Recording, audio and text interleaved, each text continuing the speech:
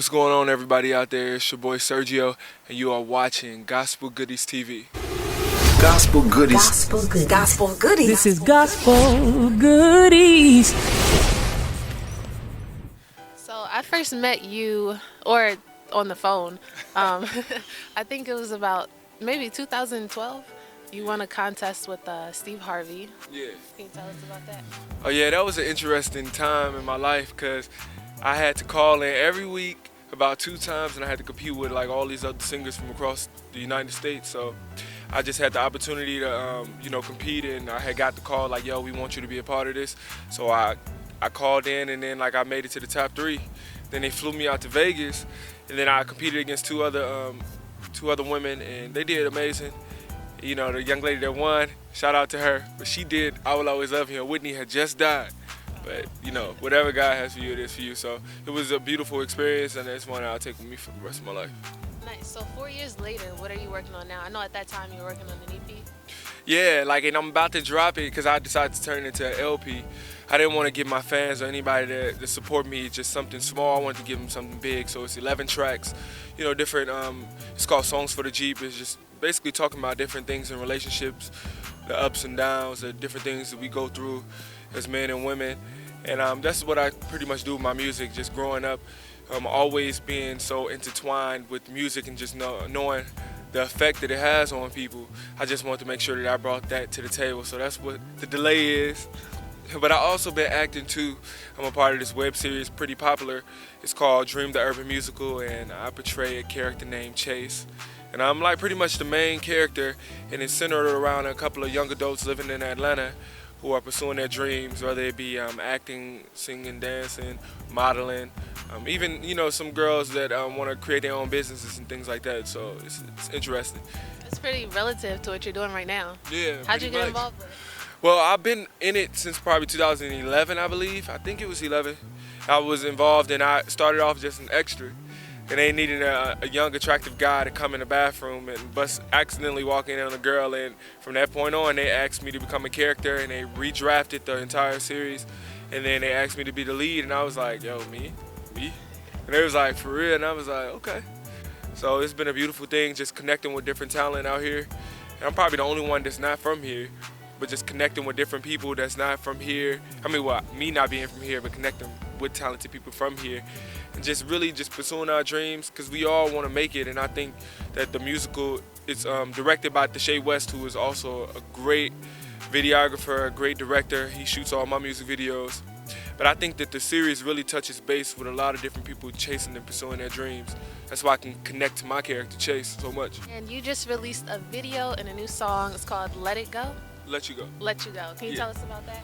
Well, no. No? Was it a real life situation? Yeah, but I get really when I start talking about stuff like this, it's just kind of catching me up. But it was just basically about a girl, and this girl I was dating, and when she go to work, it seemed like I would want her attention most when she was going to work. So that's what it's like. I hate to see you go. It's not really a breakup song, but more so of like, yo, I really want you to stay, please. Just stay here. That sounds pretty normal. Yeah. Yeah. So Pretty normal. I just left the BMI Awards that happened yesterday. They were honoring BB and CeCe Winans, the BMI Trailblazers of Gospel Awards, and they're really big on songwriting. So what kind of inspires your songwriting?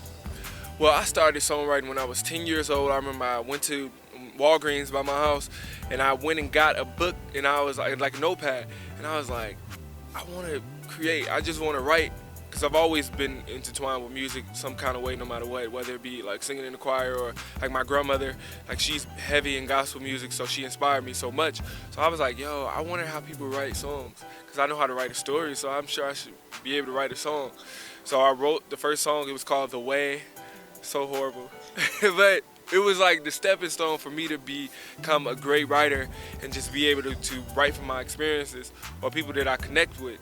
And I love a lot of different songwriters, because I feel like songwriters, without them, the song can't come to life. Okay. So I just feel like songwriters are pretty much the storytellers today. Are there any gospel artists you look up to? Yes, Kirk Franklin. I love Kirk Franklin so much. I'm one of his biggest fans. And everybody always asks me, they were like, so what kind of gospel music you listen to? Kirk Franklin. Because when I was a little kid, my mom made sure that she tried to introduce us to different artists like Opportunity Walker. I remember listening to a lot of Shirley Caesar. We even listened to Al Green once he transitioned to gospel music, and Richard Smallwood, Sounds of Blackness. And I remember Hezekiah Walker. But it was one person that really connected the most with me being a little kid and growing up in Chicago. It was Kirk Franklin. And I remember it was actually the first time I ever performed in front of somebody, like where everybody really realized that I can really be a performer, was Stumped by Kirk Franklin. Oh, wow. And I was doing all the talking parts. And I had like 10 girls with me, like for my class. I was probably like in, I don't remember what grade I was in, like 3rd grade or something. But like my teacher, she believed in me and she was like, you can do it. And I was like, really? And I came out there like, oh, my people say stop. And so it was like, that was like, you know, the beginning of me like really putting myself out like that. And I remember me and my sister singing this Kirk Franklin song called Silver and Gold. And they found out we had voices, and I had a voice. I was blessed with the talent of, you know, singing. So, you know, I love Kirk Franklin. So he's definitely one of the main reasons why I sing. Nice. And that's almost like the song too. The reason why I Right, sing. the reason why I sing. Yes.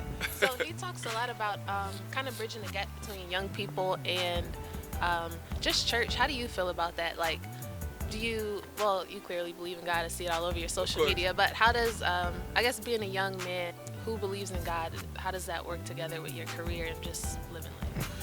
Well, I believe that everything you do, you got to do it with God in mind and just His Word.